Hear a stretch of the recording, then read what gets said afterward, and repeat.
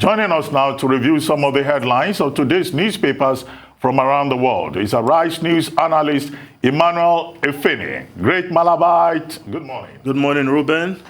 Good morning, Rufai. Good morning, Victoria, Tundu, MKO Abiola. Good morning. Wearing national green. You know I'm a patriot. Yes. Now, the lead story of this day, from where we are starting, this day, Nigeria's newspaper of record. Now, the lead story, why PDP may lose all southern states if it zones presidency to north. Delta, Akwa Ibom, Rivers, Oyo, vulnerable to APC takeover. Party still weak in most northern middle belt states, unlikely to make appreciable gains. Yes, this report is as a result of these days economic intelligence group survey, which looked at these states and the prospect of the People's Democratic Party, the opposition party, picking a northern candidate for the presidential election. Yes, because the problem within the PDP right now, of course, is about where the chairman should come from. And once that is settled, as many with interest are angling for Secondus to go and put another southern chairman in place with a view to bring in a presidential candidate from the north for the 2023 polls. Now, according to this survey, which looked at a number of states, if that happens, states like Delta, Akwa Ibom, Rivers, Oyo will be vulnerable to APC takeover. Yes, take Delta, for instance, where the governor, popular, performing, but he's not running. And if the presidency is zoned to the north, then it will be a hard sell in Delta. And with the likes of Ovie Omo Agege, the deputy senate president, and all other APC bigwigs, you can guess where the votes will tilt in a presidential election. But when it comes to the governorship, I want to say local factors will play its role there.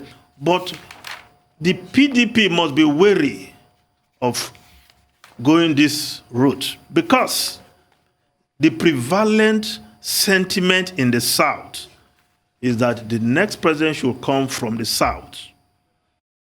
I haven't had a president, President Muhammadu Buhari, ruling for 8 years, hopefully by 2023. And that sentiment was recently captured by the newfound solidarity of southern governors. Perhaps PDP is not taking note, but I believe as a party they are taking note because most of their governors are part of that Southern Governors Forum. They met in Asaba for the first time and came up with landmark declaration. Now, they moved to Lagos and they took some very tough stand on national issues. That should tell you something, that there is a newfound solidarity among Southern governors. Of course, one of their clamor then was that the next president should come from the South, the Southern governors. So if anybody within the PDP is underestimating that sentiment that is prevalent in the South, then that person is miscalculating. But we also know that within the PDP, there is this tendency by some claiming that in the PDP, the North has not ruled the country. The PDP has not been fair to the North. Obasanjo 8 years, Yaradua 4 years, Jonathan 6 years. As if the PDP in their 16 years ruled a different country and Buhari, President Muhammadu Buhari, is ruling a different country. And clearly, those who put forward that argument are usually acolytes of former Vice President Atiku Abubakar, who has suddenly become very visible recently after hibernating for a long while somewhere in the United Arab Emirates. But clearly, the mood in the South is that the next president of this country should come from the South. And Chief Okwesili Wodo, just a short while ago, made a very sound case for a president of Southeast extraction. And I would nod my head to say, yes, I agree with you, sir, that the next president should come from the Southeast. But again, many are yet to throw their hearts into the ring. Familiar aspirants, I will call them now, because they have not dropped their hearts in the ring. And many, talking of the Obis, Peter Obi, and of course, Mustafa Chike Obi, who himself is taking a claim that he will do a very good job if he has the opportunity to run this country. But Moghalu, former Deputy Governor of Central Bank, has thrown his hat in the ring, and we should acknowledge that. So for the PDP, it's up to them to decide whether they want to commit political suicide. But we must also not forget that is there a guarantee that the APC will pick a southern candidate if PDP picks a northern candidate? There's no guarantee, because the parties are also watching, looking above their shoulders what the other is doing. Again, whether the APC feels a southern or northern candidate, will Nigerians forget that in these 8 years running to 2023, things have been looking very bad in terms of security, in terms of the economy. We go to the market, the housewives are crying. Will they suddenly forgive the APC? And of course, the economy not looking good. 91% of your revenue used to service debts. I don't know which other country in the world does that. Ruben, Rufai, and Tundu, I leave you to comment on this survey by this day, Nigeria's newspaper of record. Well, we just had a long conversation on, aspects of that topic with Dr. Okwesilieze Nwodo, one of the leaders of the PDP. And it looks like, the permutations for 2023 is still something that is in the air, more or less. There is nothing definite as at this point, if I understood him correctly. He was saying, for example, that within the PDP, no such decision has been taken. But in another breath, he pointed out that if the APC were to take a presidential candidate from the north, then perhaps maybe the PDP will also consider a candidate from the north in order to share the votes and then form an alliance in the south to be able to beat the APC. But the bigger point that he made is about fairness, equity, justice. And to be just, it will make sense for the presidency to come back to the south. And as you did, he also referred to the position of the governors of the south, the 17 governors of the south, who, after a meeting, in Benin, I think, resolved that the presidency of Nigeria in 2023 should be zoned to the south. But the bigger issue is about Nigerians having a sense of belonging, Nigerians having a sense of ownership. And we asked him questions specifically about the Southeast. And he was convinced that, look, for us to have a Southeast president in 2023 will mean that Nigeria had finally decided to move beyond the Civil War, to put an end to the Civil War.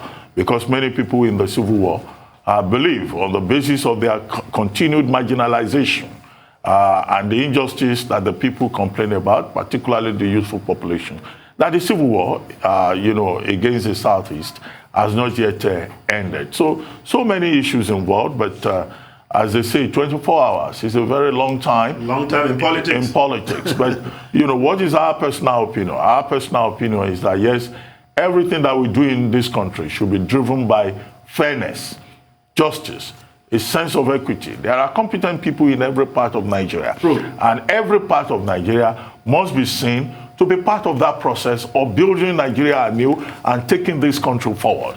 When some people feel marginalized, or they feel that they are being punished for some imaginary omissions, historical omissions, then that's not fair. So this is where we are. But at the end of the day, as I said when we took this same topic during the headlines, it should be the people of Nigeria that should decide. We should have a system in place that guarantees that the electoral process will be credible, will be transparent, and at the end of the day, the Nigerian people will be given an opportunity to make an informed choice.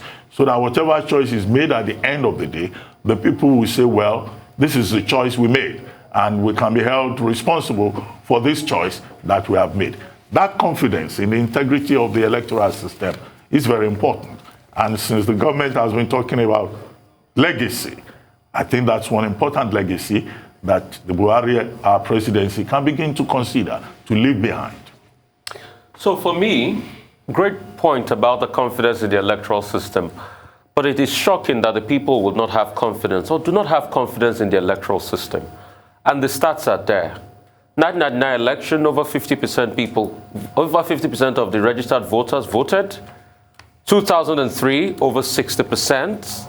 Now it has come down to 29%. Registered voters over 80 million. Cumulatively in the last election, less than 40 million people voted in the presidential election. What does that tell you? There's a massive number of voter apathy. They don't care about the process. They're not interested in the process. And when you look at that, it just shows that the people have told politicians, you can go and do whatever you want to do, but we don't care. So how can we encourage the people to come back and vote in the same country where some of their lawmakers said electronic, voting was impossible? But guess what happened in Kaduna? It worked, and it worked very well. The governor was roundly beaten in the local council election in his own ward. So it has shown that if you can work in Kaduna, you can work in every part. But the lawmakers have told the people that they don't matter. You know what I see leading up to 2023?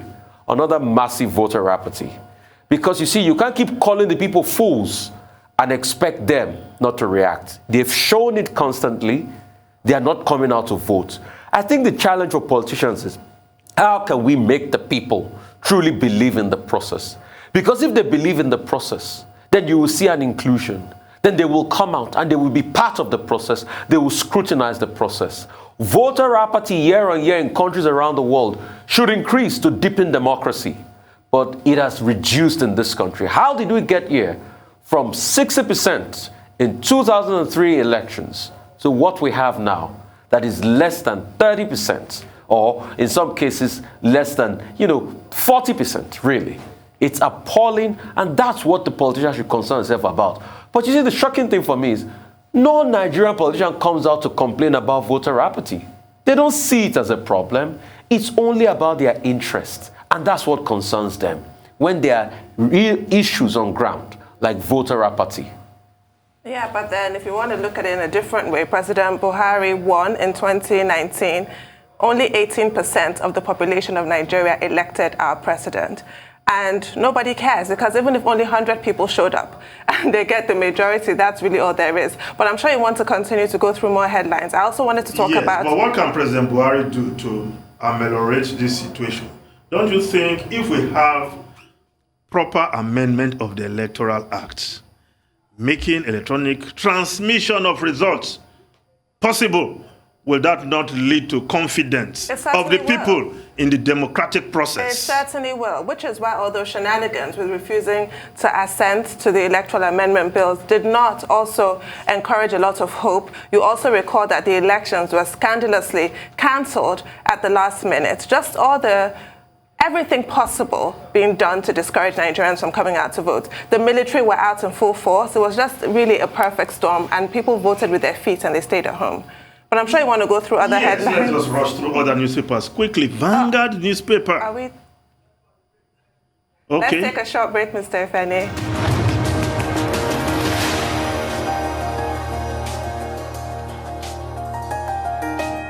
Welcome back to the morning show here on Arise News. We're still with my favorite, Mr. Emmanuel Ifene. Thank you, Tundu. We continue with Vanguard. Mr. Ifene, you're the only one to The give lead us a story. recommendation here. Terror. My fave. Royal father kidnaps. Killings choke Niger. Katsina. Gunmen on bikes kidnap district head in his palace in Wawa, Niger State. Wife, 2 children of Katsina lawmaker abducted. 78-year-old brother of Katsina SSG kidnapped. Lockdowns, not enough. Go for sustained military assault on terrorists. Northern Elders Forum pleads with Northern governors. Kebbi government imposes curfew on troubled towns, villages. Now the New Telegraph newspaper. CJN to quiz 6 chief judges today over conflicting orders. Asks CJs to come with court records. Summons Delta CJ over Boni. Conflicting judgments, ridiculing justice system. Lawyers. Of course, the Leadership's newspaper also has that story. CJN quizzes 6 chief judges today over conflicting ex parte orders. Now, the Daily Independent newspaper, economic story, $9.55 billion IMF SDR Eurobond may trigger Naira devaluation. Analysts at the weekend said the IMF allocation of special drawing rights worth $3.25 billion to Nigeria and the $6.2 billion Eurobond planned for this month are potential triggers for the much-awaited FX adjustment and Naira devaluation. Now, let's look at what the Daily Sun newspaper is reporting. Paris Club refund controversy. Governors disown federal government over $418 million consultancy debt. Urge banks to ignore promissory notes. Now, the Guardian newspaper. Businesses undecided over federal government state tango on VAT. Yes, Federal Inland Revenue Service bans on stay of execution order ahead of appeal court ruling. States now custodians of collection until substituting order is reversed, said analyst.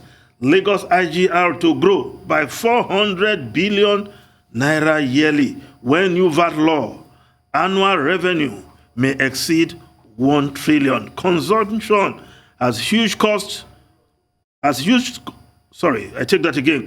has huge cost borne by states, says Owo. Now, the Business Day newspaper. Entrepreneurs sidestep uncertainty to redefine farming in Jos. Now, the foreign newspapers will look at the Times of UK. Prime Minister to defy rebels over tax rise for social care.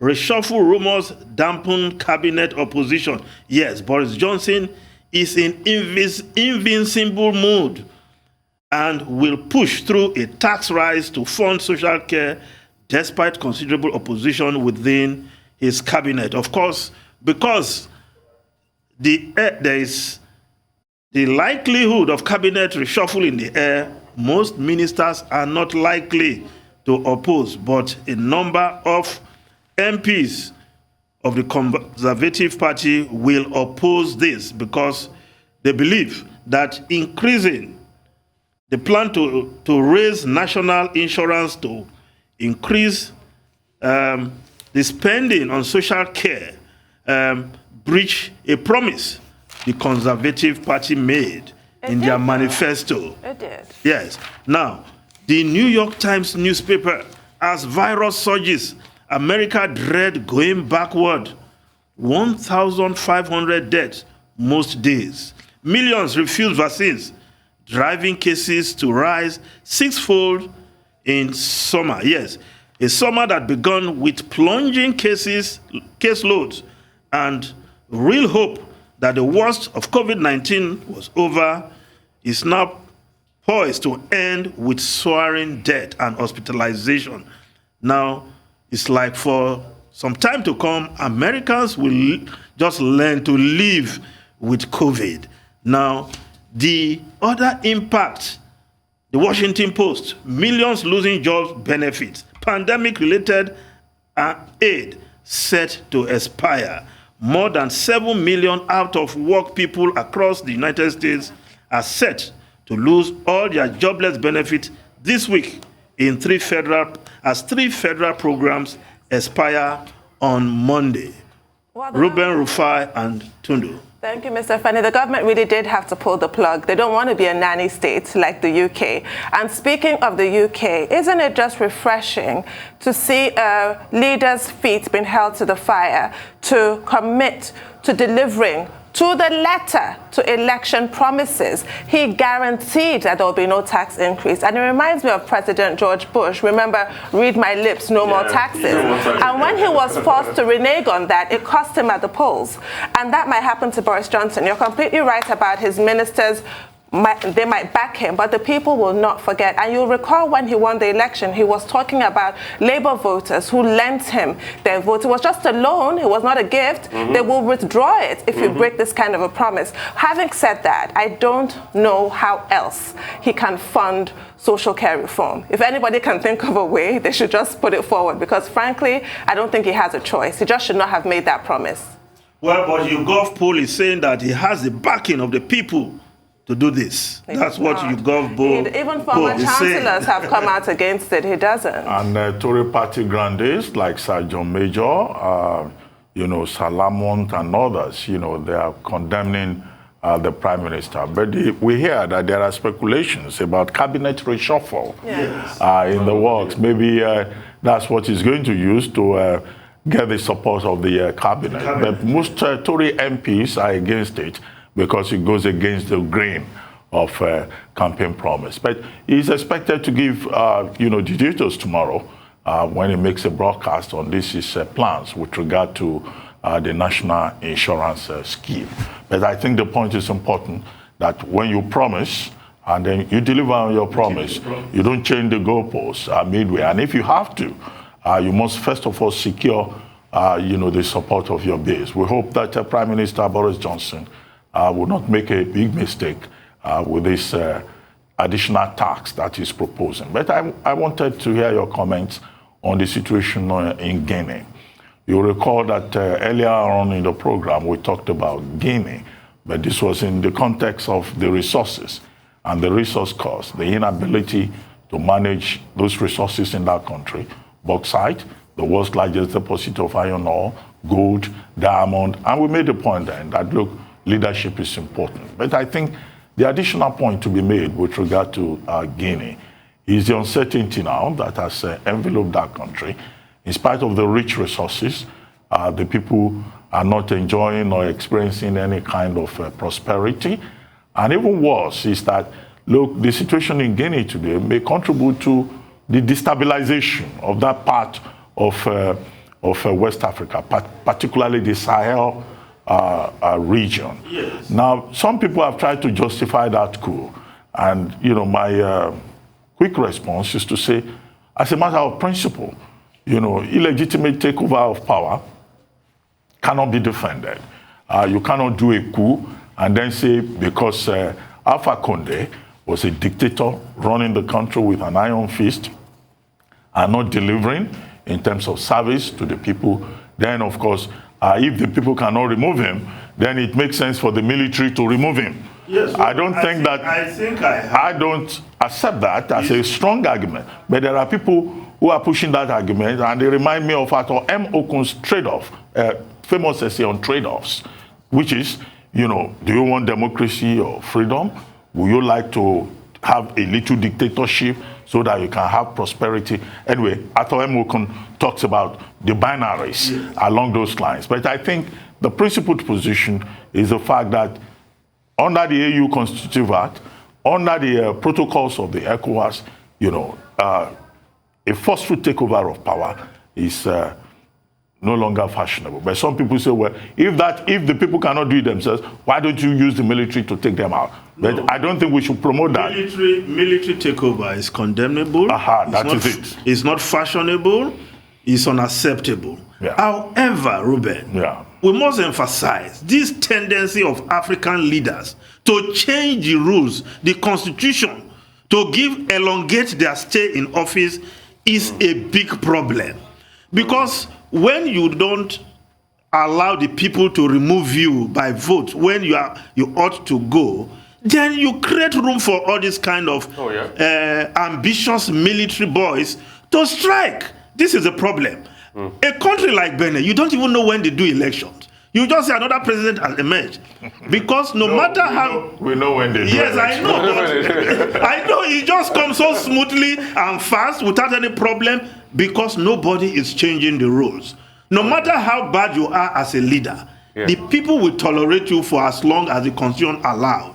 But when you now go and change the constitution to give yourself additional tenure or elongate your stay almost to infinity, then there is a problem. So you are justifying the dancing in the streets of Conakry yesterday. Well, the people will dance. Sometimes they don't know what they are. The shoes sometimes they don't know what they are dancing to because it happens in Cote d'Ivoire. When they were dancing for the first time when they had a military coup, as if they too have joined the big league. But when they saw the problem of military, I think they now knew what was. So I mean, I want to say something because of time.